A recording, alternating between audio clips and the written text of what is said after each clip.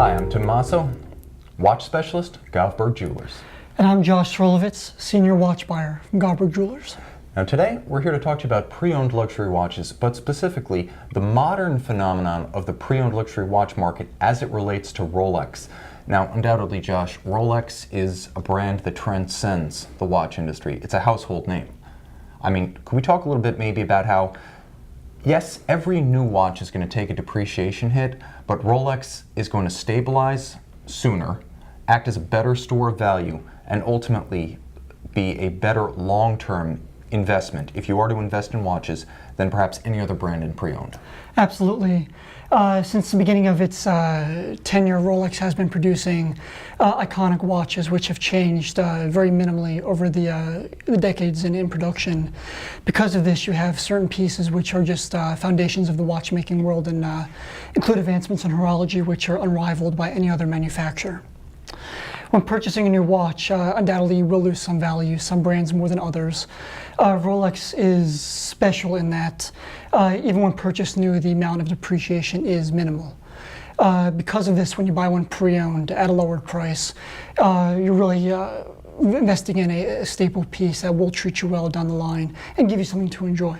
Yeah, the nice thing about Rolex is I find that if you are buying pre-owned, you're going to get good value up front because, again, the depreciation hit is taken, and unlike, for instance, a European vacation, purebred dogs, a night out of dinners all year, the thing is, when you invest in a Rolex, it never depreciates to nothing. So you have a store of value, but even beyond that, if you ever wanted to sell, there's a constant market for Rolex watches. It's not a specialist piece. Someone is always willing to buy a Rolex. Absolutely. These pieces are watches, of course, but a watch like a Submariner or a Daytona serves more as a commodity than anything else. Something that's recognizable around the world and has a said value, a value that people are willing to pay no matter what the age of the watch.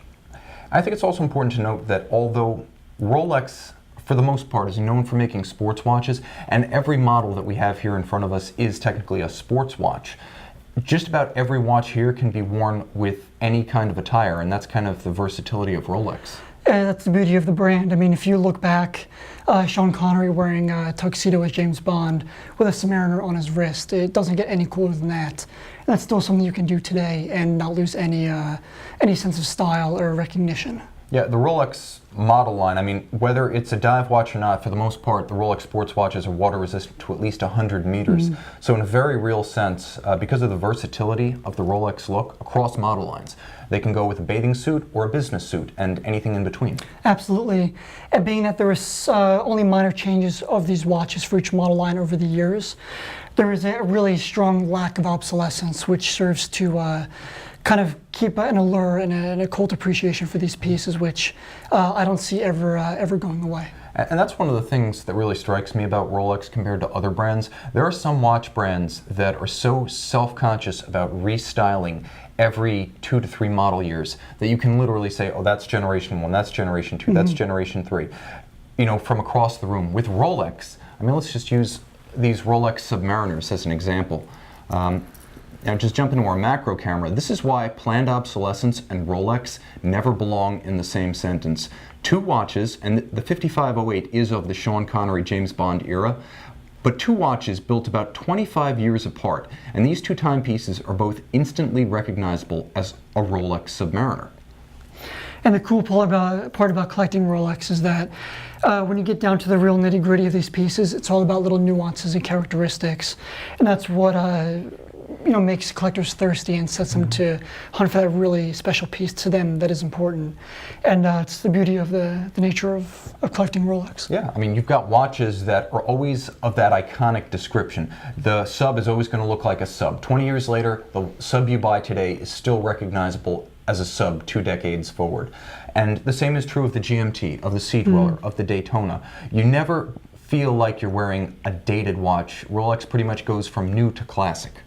Absolutely, and to those who really don't know, they would never know the difference. And for someone who's starting out as collecting, you really don't have to go in and buy the brand new watch to get, the iconic Submariner or GMT or whatever you're interested in.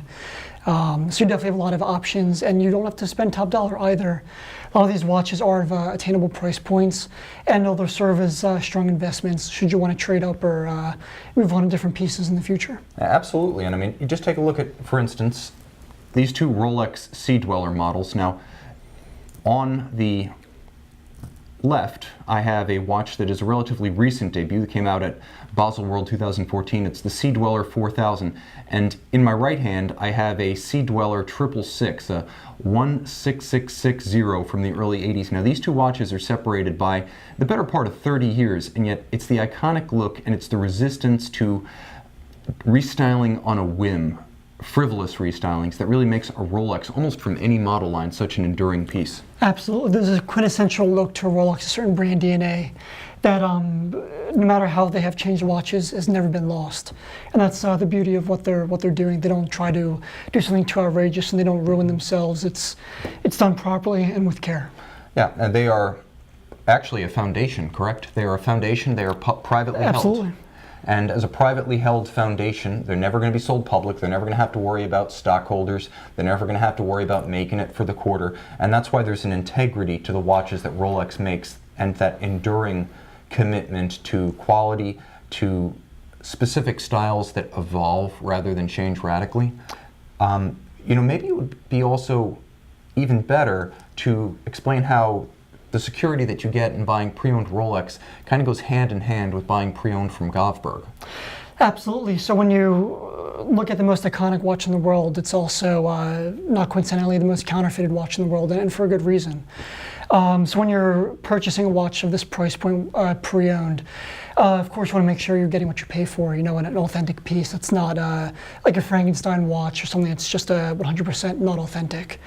To do this safely, you always want to search to an authorized dealer. An authorized dealer is a dealer in which they're able to sell new Rolexes which are sourced directly from the manufacturer. There's no middleman.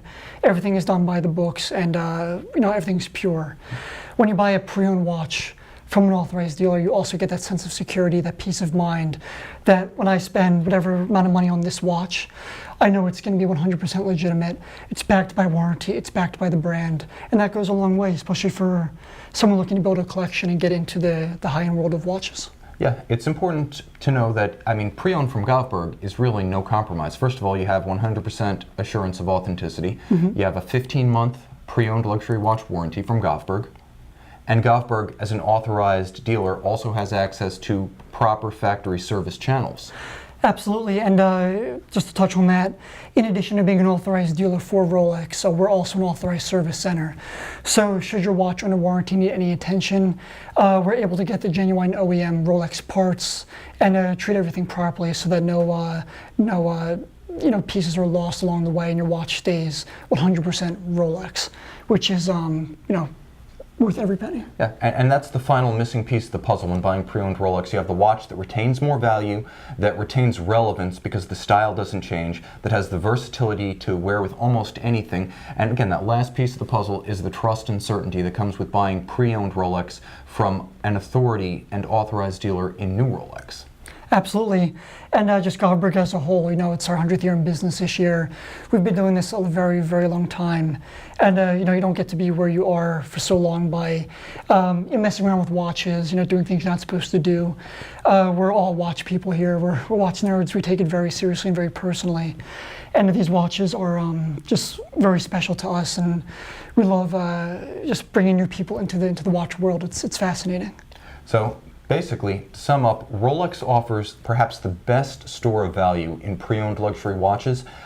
It's important to note that Rolex watches are enduring. The model lines do not change radically, and the watches are versatile to wear. Finally, just as the best way to buy a pre-owned Rolex is to go to a dealer who is versed and authorized in selling new Rolex, so is it preferable for enthusiasts of luxury watches to buy from enthusiasts, and we're definitely that at Govberg. Josh, thanks so much for joining us today. Thank you, Tim. It was a pleasure.